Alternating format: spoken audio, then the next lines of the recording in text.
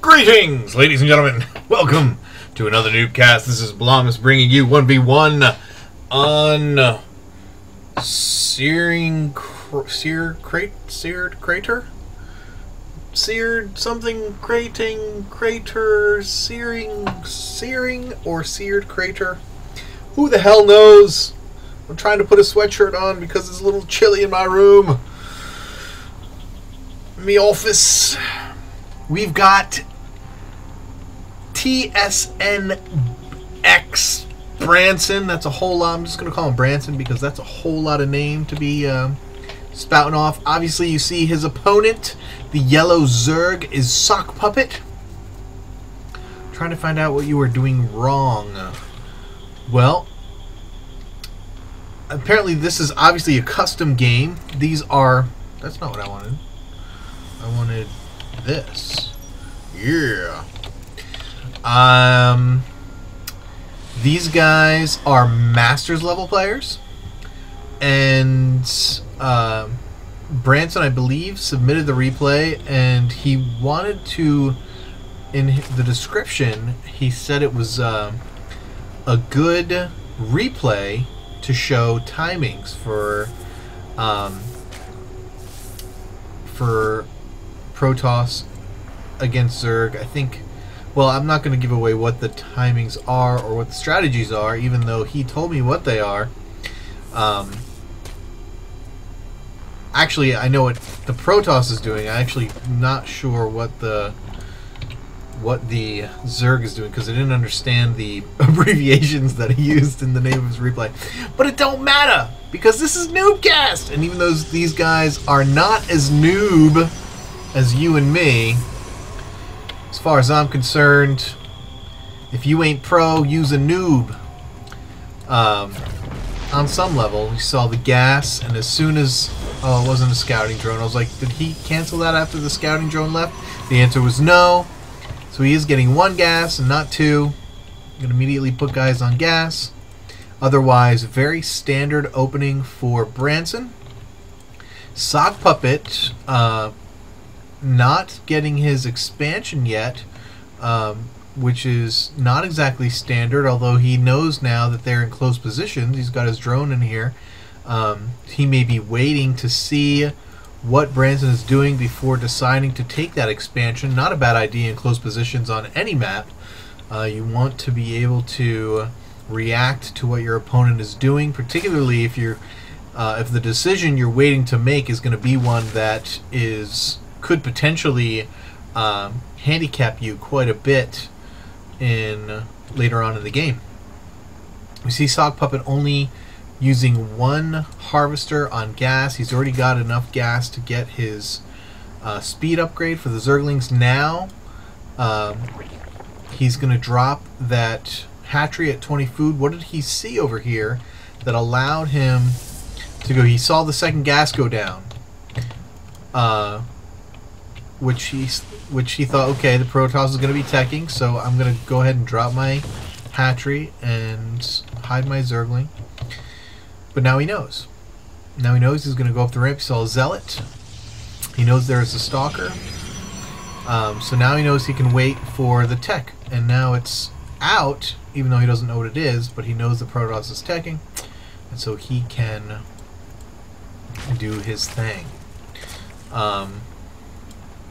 Man, I'm trying to think ahead here, but I'm a little confused on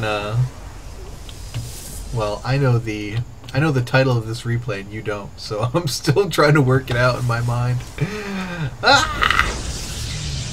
2 gates going down, doing it within vision of this Overlord. He definitely sees the Overlord there, so he knows that the Overlord's going to have vision of what he's doing.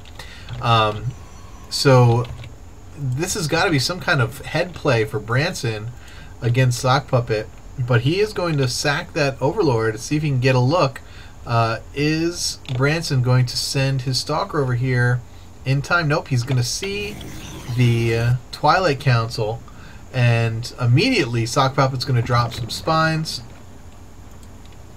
probably expecting Blink Stalker or some kind of other tech. He does actually finally kill that Overlord, but not soon enough. I mean, he already has seen everything that he's doing. Sock Puppet's expansion is up and running, though he is now food blocked because he lost that Overlord. So he does have to wait for these Overlords to finish. Dark Shrine going down for Branson. That's a surprise. Although,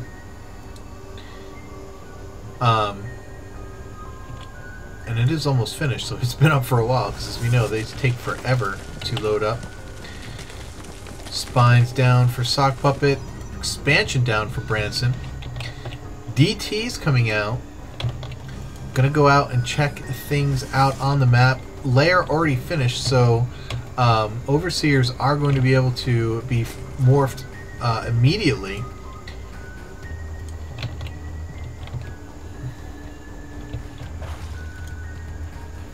Where is he going to send these DTs? Just going to kill some Zerglings. 3 DTs doing all kinds of damage. Not going after the spine, going to go after the Queen. Definitely a good deal. No morphing of an Overseer as of yet, and no spores going down. Very curious. Sock Puppet's reaction is non-existent here. He's putting a Spire down. Still no detection. What's happening here? Okay, now the Overseer is finally morphing. Looks like he's doing it in the main. He's going to lose this hatchery. Wow. Now going to lose. Wow. Not the best reaction time against those DTs. More DTs being warped in by Branson. And if we look at the... Now, he's morphing them in to make Archons. And now, if you think about it, why do Dark Templar instead of Templar? And it's very simply, it's less gas. Even though it's more minerals, considerably more minerals for Dark Templar than a... considerably more minerals for Dark Templar than a Templar, High Templar. You know, it's the gas really that is hard to get, particularly at this stage in the game when Branson's just on 2 bases. He's only working 2 gas geysers, and so it's going to be that much harder for him to get the gas he needs to support these kinds of units. So at this point, you can make a ton of Zealots and, you know, a few DTs and have Archons and be rocking and rolling. Where, you know, High Templars is going to cost that much more gas, which is, again, at this stage of the game, much harder to come by. As we see, Sock Puppet does have some interesting placement for the Spore Crawler on the high ground. It's going to have vision at the low ground, of course, so that's going to work to his advantage because, of course, DTs can't kill it up on the high ground if they come in and harass at the expansion. Curious to see what Branson's going to do next. Clearly has himself a nice advantage. The DT harass went very well, and you notice he has, just checking the macro here of these high-level players, we've got 18 probes, and he has rallied his Nexus to his natural. And all his probe production is being sent there. He is still making probes. Lots of Archons. We got 5 Archons, tons of Zealots moving out. This is a very nice mix. Against Mutas, it's really great because obviously, like a Thor, against the Thor, if you don't magic box, then the splash damage the Archons do can be very devastating. Zerglings, Archon Zealot against Lang Muta is friggin' ridiculous. And there it is. Sock Puppet immediately GGing. And I'm